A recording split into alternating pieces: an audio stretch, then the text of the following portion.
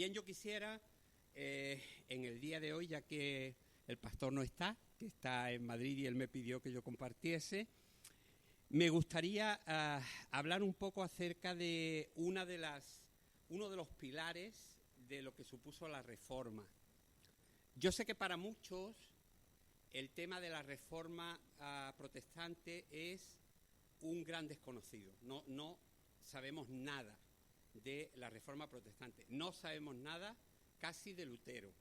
Es decir, si no lo sabemos los españoles, imaginaos a los hermanos que han llegado de fuera, que vienen de Latinoamérica, que no tienen ni idea ni de quién era Lutero, ni de cómo era, ni de qué enseñó.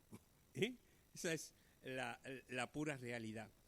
En el día de hoy a mí me gustaría que nos pudiéramos acercar a un texto en la Escritura, del Evangelio de Mateo 22 al 29. Lo vamos a leer, es un texto solo que está dentro de un contexto completamente diferente. Pero nosotros nos vamos a centrar en la enseñanza de Jesús. Y Jesús dice en medio de este pasaje: erráis porque no conocéis las Escrituras, ni tampoco el poder de Dios. Erráis, sí, 22, 29. ¿He dicho 19? 22, 29 de Mateo. ¿Vale? Erráis porque no conocéis las Escrituras, ni tampoco el poder de Dios. En este pasaje, que es un pasaje en el que Jesús está hablando con gente religiosa, con gente que conocía la Escritura, estaba hablando con escribas y con fariseos y con los doctores de la ley, eran la gente que enseñaban. Jesús les dice que ellos yerran porque desconocen las Escrituras. Es decir, el contexto del pasaje es un contexto sobre la resurrección. Y entonces vienen a Jesús a intentar pillarlo, como siempre, en una trampa, y le dicen que bueno, que si Moisés mandó que se diera carta de divorcio y uno se casaba y moría el marido y se volvía a casar y se volvía a casar, así que al final, ¿cuál de esos sería el verdadero marido en el reino de los cielos? Y Jesús les dice: mira, no tenéis ni idea de nada. ¿Pensáis que el reino de los cielos es como el reino de la tierra? Que tu primer marido es el que tuviste al principio y entonces te quedas al final con el que estás viviendo ahora. Pero Jesús le dice: en el reino de los cielos no es así. Y les enseña muy claramente y les dice: tenéis un grave error, es desconocer las Escrituras. Y al desconocer las Escrituras hay un segundo gran error: no se llega a conocer el poder de Dios. Porque las Escrituras nos hablan y nos enseñan cómo es Dios y cómo se mueve. Pero si yo no conozco las Escrituras, me cuesta mucho trabajo conocer a Dios como Él verdaderamente es, y me cuesta mucho más trabajo ver el poder de Dios en acción. Fijaos que hasta cierto punto es lógico que aquellos que no conocen a Dios, es decir, que no siguen a Cristo, como hay millones por todo el mundo, no conozcan o ignoren el sentido de las Escrituras. Pero lo que es absolutamente ilógico es que los que nos llamamos hijos de Dios estemos errando al no dedicar el tiempo suficiente a la lectura y al estudio de la palabra de Dios. Es decir, estas palabras del Señor no son solamente para los de aquella época, son para nosotros. Te estás equivocando cuando no le prestas atención a la palabra de Dios, cuando no lees, cuando no estudias. Te estás equivocando, dijo Jesús. Porque además, cuanto menos conozcas de la palabra de Dios, menos vas a conocer a Dios. Porque la palabra de Dios nos habla de Él y nos enseña de Él. La declaración de Jesús es contundente. nos enfrenta a una realidad y nos plantea algunas preguntas. Por ejemplo, ¿qué lugar ocupan las Escrituras en tu vida? No me la tienes que contestar ahora, ¿eh? Te la contestas tú para ti. ¿Qué lugar ocupan las Escrituras en tu vida? ¿Cuánto tiempo dedicas al día? No el domingo, que en la iglesia te la leen o te obligan a leer algo, sino cuando no hay nadie, cuando nadie te ve, como decía Alejandro Sanz, que entonces puede ser o no ser. Cuando nadie te ve, ¿qué tiempo dedicas tú a la Escritura, a la palabra de Dios, a leer lo que Dios quiere para ti? Porque lo que Dios quiere para ti está en su palabra. A veces la gente está buscando revelaciones extrañas que le caigan del cielo, o que alguien llegue de estos iluminados y que le diga, Dios me ha dado una palabra para ti. Y la gente se la traga y coloca su vida bajo esas palabras que muchas veces no vienen de Dios. Pueden ser muy buenos deseos, pero no vienen de Dios. Y pueden confundir una vida completa, pero la palabra de Dios nunca nos va a confundir, porque la palabra de Dios es verdad. Y una tercera pregunta es, ¿me preocupo de estudiar más profundamente la palabra del Señor o me conformo con quedarme en lo superficial de la lectura personal sin ir más allá? Es decir, yo me conformo con el hecho de simplemente leer aunque no me entere, o me preocupo de buscar más, de estudiar la palabra de Dios. Porque, hermanos, la palabra de Dios tiene mucho que enseñarnos, pero tenemos que profundizar en ella. No nos podemos quedar en lo superficial.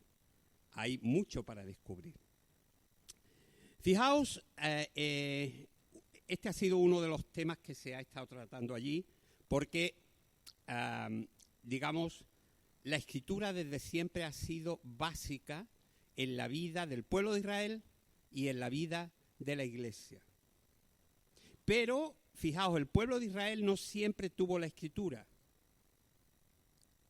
Es decir, hasta el reinado de Salomón, en el siglo X antes de Cristo, no se tuvo el primer registro de los 5 primeros libros de la Biblia. Hasta entonces, esos textos se habían guardado, algunos textos se habían guardado en 3 santuarios que había de la época.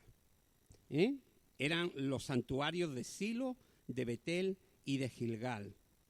Pero en el tiempo de Salomón, que era un hombre muy sabio y que amaba la Escritura, él decidió que se pusieran juntos todos esos textos y que se formara lo que se llama en hebreo la Torá, que quiere decir la ley, los primeros 5 libros de la Biblia.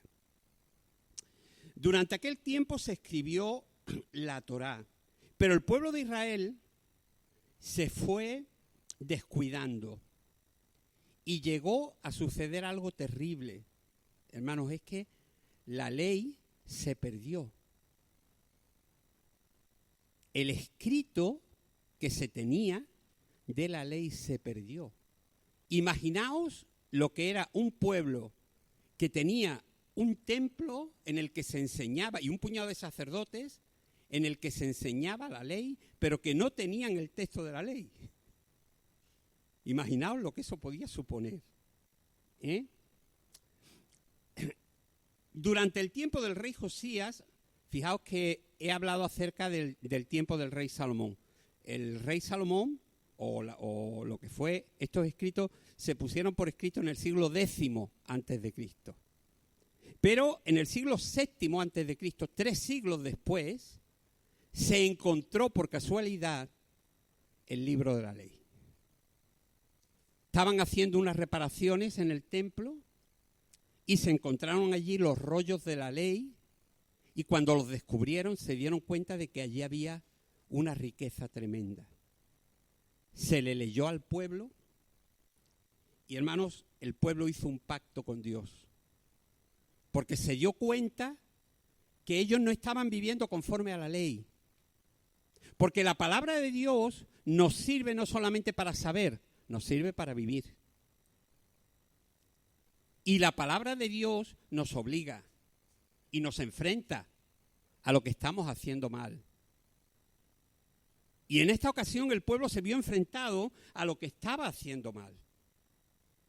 Y sucedió que el pueblo hizo un pacto con Dios. Después la ley volvió a perderse durante lo que fue el tiempo de la esclavitud en Babilonia. Y se recuperó en el tiempo de Nehemías. Es decir, el pueblo de Israel no siempre tuvo la escritura. Y cada vez que le faltaba la escritura se desviaba de los caminos de Dios. Los cristianos somos igual. Cuando dejamos la escritura de lado, es muy fácil desviarse de los caminos de Dios. Porque la escritura nos dirige, nos enseña, nos enfrenta a la verdad. Fijaos,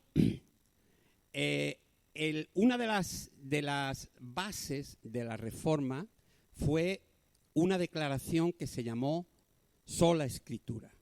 Es decir, la Reforma se sintetizó, se resumió en lo que se llaman las 5 solas. Esas 5 solas son sola escritura, sola fe, sola gracia, solo Cristo y solo a Dios la gloria. Eso es lo que se conoce como las 5 solas. Esos eran los fundamentos de la Reforma. Recordadlo siempre, las 5 solas. Fijaos, en la época en la que se produce la Reforma, las escrituras solamente se podían leer en latín, porque estaba prohibido que se tradujera el texto bíblico a los idiomas del pueblo. ¿Sabéis por qué? Porque la Iglesia Católica, que era la que lo autorizaba, así te tenía que interpretar lo que tú leías. Y como la gente no sabía leer, porque el pueblo era analfabeto en un 95%, te controlaban. A los incultos se les controla muy fácil, porque se tienen que dejar guiar por aquellos que han estudiado. ¿No pasaba eso en nuestra época de jóvenes? ¿Quiénes mandaban en los pueblos? Los curas, los jueces, los abogados, los médicos. El resto del pueblo, ¿qué hacía? Trabajar y currar como negro, pero no tenían conocimiento de nada porque no habían podido estudiar. Fijaos que en la época de la Reforma, hermanos, se produce esto. Y a mí me gustaría que pudiéramos, aunque va a ser brevemente, bueno, este va a ser el primero de una serie de enseñanzas que quiero dar para redescubrir un poco el personaje de Martín Lutero y lo que fueron sus enseñanzas. Porque este hombre fue un valiente que luchó por la palabra de Dios y por la libertad de los cristianos. Y me gustaría comentaros un poco, porque, como he dicho antes, no tenemos ni idea de quién fue Martín Lutero. Y deberíamos por lo menos tener un conocimiento, aunque sea cortito, pero por lo menos una idea. Fijaos, Martín Lutero era hijo de una familia campesina, pero el padre era un hombre, digamos, que siendo campesino era el dueño de una mina. Es decir, que era un hombre relativamente bien acomodado. Y él quería que su hijo estudiase abogado para que le pudiese ayudar en la dirección de la mina. Fijaos, cuando tiene 5 años empieza a estudiar en la escuela de Mansfield y estudia el latín, algo que le serviría durante toda la vida porque casi todos los estudios de la época se hacían en latín, pero la Biblia solamente se podía leer en latín. Y él desde pequeño empezó a leer latín porque estudió el latín.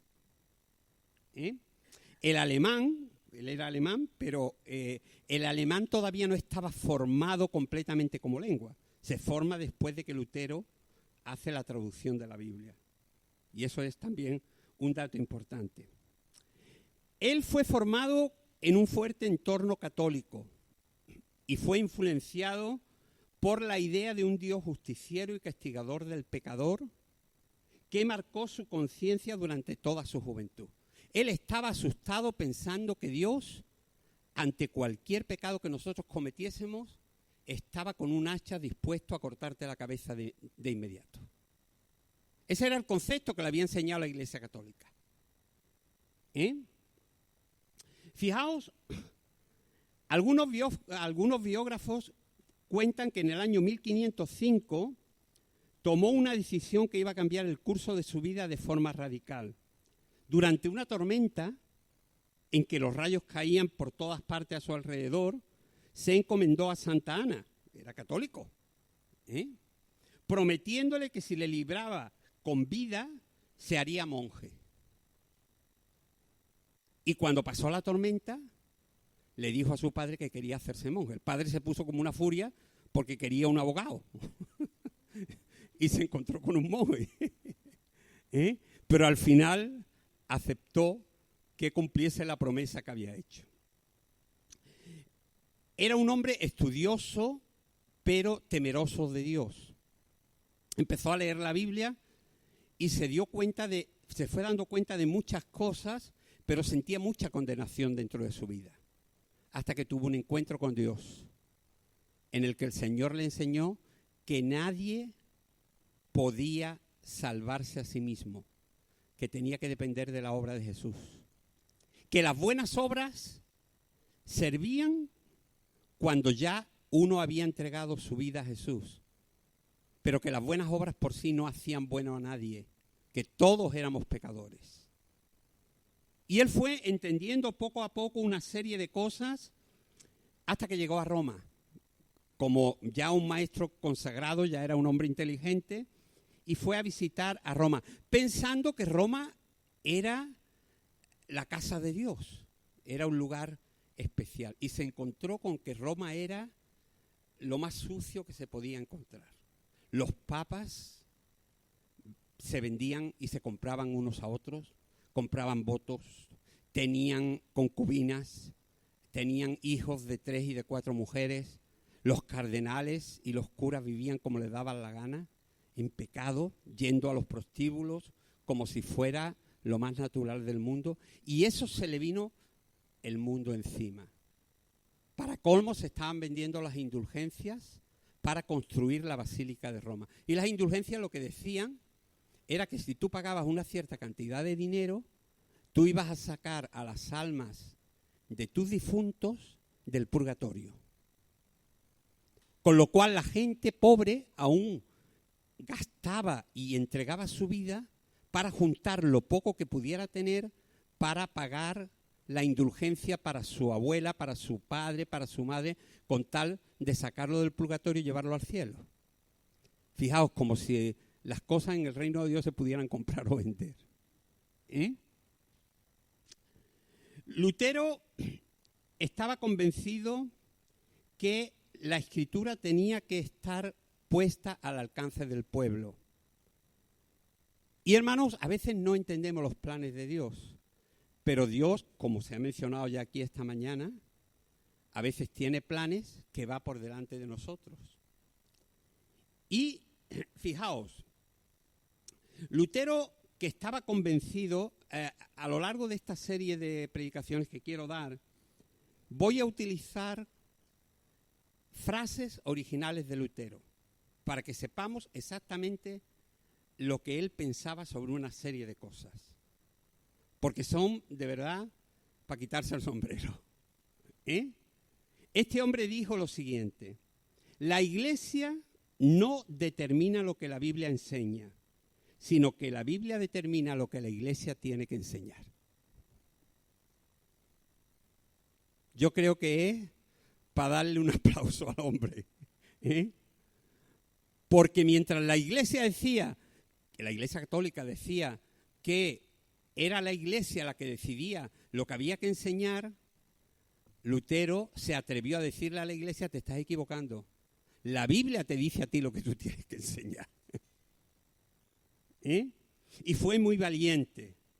Fijaos, él fue llamado a lo que se conoce como la dieta de Worms. Cuando hablamos de dieta, nosotros pensamos en esas cosas para ponerte delgadito, ¿no? Sabemos de lo que estamos hablando, ¿no? Bueno, el término dieta en esa época significaba encuentro de importantes. Y una dieta solamente la podían convocar los papas, los emperadores o los príncipes de la zona de Alemania. Y se hizo, Carlos V, el emperador español, pues hizo lo que se llamó la dieta de Worms y llamaron a Lutero para que él se retractara de lo que pensaba. Y Lutero les dijo, fijaos, dice: ya que su serenísima majestad, estas son palabras suyas, y su alteza exigen de mí una respuesta sencilla, clara y precisa, voy a darla, y es esta. Mi conciencia es cautiva de la palabra de Dios. Si no se me demuestra por las Escrituras y por razones claras, porque no acepto la autoridad de papas ni de concilios, pues entre ellos se contradicen, no puedo ni quiero retractarme ahora, porque eso sería ir contra la conciencia y eso es tan peligroso como errado. Y terminó diciendo: que Dios me ayude, sabiendo lo que se le venía encima, porque la condena era muerte. Y después seguiría diciendo lo siguiente. Dice: los sentimientos vienen y los sentimientos van, y los sentimientos son engañosos. Dice: mi fundamento es la palabra de Dios. Ninguna otra cosa es digna de ser creída. Aunque mi corazón se sienta condenado por falta de una buena señal, hay alguien más grande que mi corazón, cuya palabra no puede ser quebrantada. Confiaré en la palabra inmutable de Dios hasta que el cuerpo y el alma se separen, porque todas las cosas pasarán, pero su palabra permanece para siempre. Y añadió: cualquier enseñanza que no se encuadre con las Escrituras debe ser desechada, aunque haga llover milagros todos los días. Es decir, este hombre ya avanzaba lo que muchas veces sucede en nuestro tiempo. Hay lugares que lo que se busca es los milagritos, las cosas portentosas, las cosas espectaculares. Pero si eso no está respaldado por la palabra de Dios, mal vamos. La palabra está por encima de todo eso. Y él decía que, aunque haga llover milagros todos los días, si no se encuadra con las Escrituras, tiene que ser desechada. Y decía, porque fue un hombre muy valiente y perseguido, y se encontró con muchos oponentes, él dijo: doy gracias a Dios por mis opositores, pues ellos me han inclinado a buscar más ardientemente a Cristo en las Escrituras. Siguió avanzando, descubriendo la palabra, y se dio cuenta que el texto bíblico le tocaba de tal manera que él tenía que dar una respuesta. Y él dijo: este libro tiene pies, tiene brazos, este libro me persigue, este libro tiene vida, dijo él. Y en sus escritos posteriores dejó muy claro que el evangelio contenido en las Escrituras era el mayor tesoro que Dios había dejado a la humanidad. Y dijo: el verdadero tesoro de la Iglesia es el santísimo evangelio de la gloria y de la gracia de Dios. Y también aprendió, fijaos, a tolerar a aquellos que estaban equivocados. Él dijo: cuando se afirma sin las Escrituras o revelación probada algo que puede sostenerse como una opinión, eso no tiene por qué ser creído.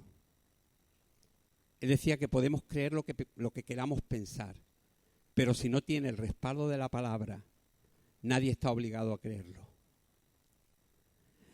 Fijaos, hermanos, que fue un hombre muy valiente y Dios tenía un plan para él. Como consecuencia de aquella declaración que hizo ante el emperador, lo condenaron. Y el príncipe de Sajonia, Francisco III, lo tuvo que raptar para que no lo mataran. Lo secuestró, se lo llevó a un castillo, al castillo de Warburg, y lo encerró allí sin que nadie supiese que estaba allí. Y Lutero se encontró de ser un hombre que era un predicador y un maestro enseñando por todas partes, que no podía salir a ninguna parte. Y entonces Dios le habló para que empezara a traducir la Biblia al alemán.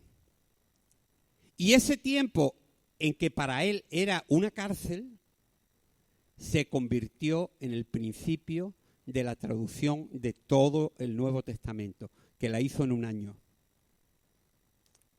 Y como él no hablaba muy bien hebreo, en los 2 años siguientes pidió a 2 o 3 compañeros que eran especialistas en hebreo que se vinieran para traducir el Antiguo Testamento.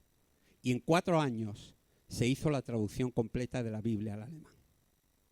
Y se puso la Biblia al alcance de todo el pueblo.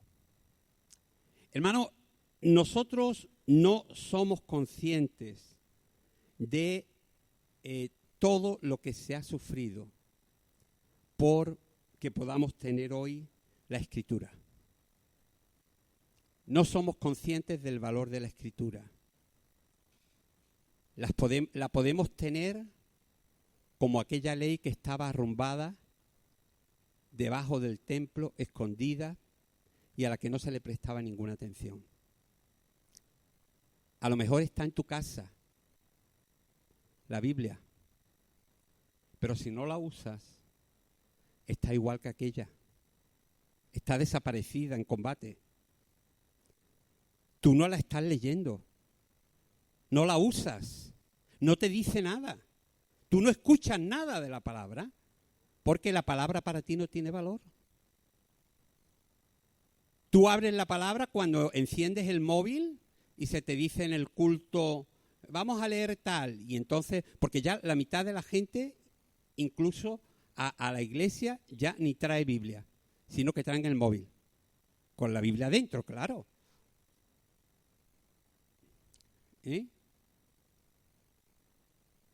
Hermano, la palabra nos ha sido dada para nuestra guía, para nuestra instrucción, y ha costado mucho que la tengamos. Y como cristianos comprometidos, tenemos que volvernos a la palabra. Porque fijaos lo que Jesús dijo, erráis, os equivocáis, cuando no conocéis la palabra. Y ese desconocimiento de la palabra no nos deja tampoco conocer ni a Dios ni a su poder. Cuanto más conocemos la palabra, más conocemos del poder de Dios. Cuanto más estudiamos la palabra, más entendemos de cómo Dios actúa. Y cuanto más nos acercamos a la palabra, más se transforma nuestra vida. Porque fijaos, la traducción de la Biblia cambió completamente la vida en Alemania y en muchos países de Europa. Completamente. Fijaos, Lutero, su mujer y un puñado de creyentes que se hicieron en aquella época monjas, que estaban en un convento, se dedicaron a ir creando escuelas, porque Lutero decía, ¿de qué le vale a la gente tener la Biblia en alemán si no saben leer? Es como no tenerla. Entonces él se preocupó, él y su esposa se preocuparon de crear una cantidad de escuelas para la gente pobre, que el pueblo pudiese empezar a leer. Y empezó a cambiar la cultura de tal manera que en un periodo de 40 o de 50 años, de un 95% del pueblo que no sabía leer, se había pasado prácticamente a un 60%. Fijaos el cambio que se había producido en toda Alemania. Hermanos, la palabra nos ha sido dada para nuestra edificación, nuestra dirección, nuestra santificación y nuestra guía. Así que yo os quiero animar a volver a esa sola Escritura. Solamente la Escritura nos puede guiar correctamente. Eso fue lo que se decía en el siglo XVI y por lo cual murieron muchos hermanos nuestros. Ahora se celebran 500 años, pero hermano, a lo largo de ese tiempo, desde esa época hasta que se abole la Inquisición, después de las Cortes de Cádiz en España, en el año 1832, en España, por ejemplo, murieron más de 1 millón de creyentes quemados en la hoguera por defender la palabra de Dios, por decir que no estaban de acuerdo con lo que la Iglesia Católica enseñaba. Y nosotros que hoy tenemos la libertad, la posibilidad de tener Biblias a nuestro alcance, la dejamos en lo alto del comodín para que coja polvo, en lugar de prestarle la atención que debemos a la palabra de Dios, porque la palabra de Dios transforma y la palabra de Dios da vida. Entonces yo quiero, hermanos, animaros, como os animaré al resto de las solas, pero quiero animaros para que le deis el verdadero valor que tiene la palabra del Señor y que cada día, no el domingo, hermanos, cada día os acerquéis a la palabra de Dios. El domingo también, pero cada día. La vida de la iglesia no se vive el domingo. El domingo es el día de estar a gusto, de la celebración, de estar en familia, de escuchar, de alabar, de sentirnos bien. Pero hermano, la vida cristiana se vive de lunes a sábado. Mucho más que el domingo. Porque además aquí podemos parecer todos muy buenecitos. ¿Verdad que sí? Venimos muy arregladitos, muy bien, nos queremos mucho, nos saludamos y tal y cual. Pero luego durante la semana, de lunes a viernes, de lunes a sábado, somos cada uno de nuestro padre y de nuestra madre. Y tenemos que aprender, hermanos, que la vida cristiana se vive cada día. Y el domingo nos reunimos para alabar. Eso es otra cosa. Pero tu vida cristiana, tu lectura de la palabra, tu acercamiento a la Escritura, tiene que ser cada día, porque eso ha costado mucho. Y hermanos, no podemos permitir que lo devaluemos de esa manera, sino que lo pongamos en el lugar correcto, para que el Señor pueda guiar nuestras vidas y pueda recibir al final toda la gloria, como será otra de las olas de las que hablemos. Así que vamos a orar. Y yo quisiera que en este día diéramos gracias a Dios por todos aquellos que han sido valientes a lo largo de los siglos, que han dispuesto sus vidas, que como Lutero se han olvidado de sí mismo y han dicho: no me importa mi vida, lo que quiero es que Dios sea conocido y que su palabra corra y sea glorificada.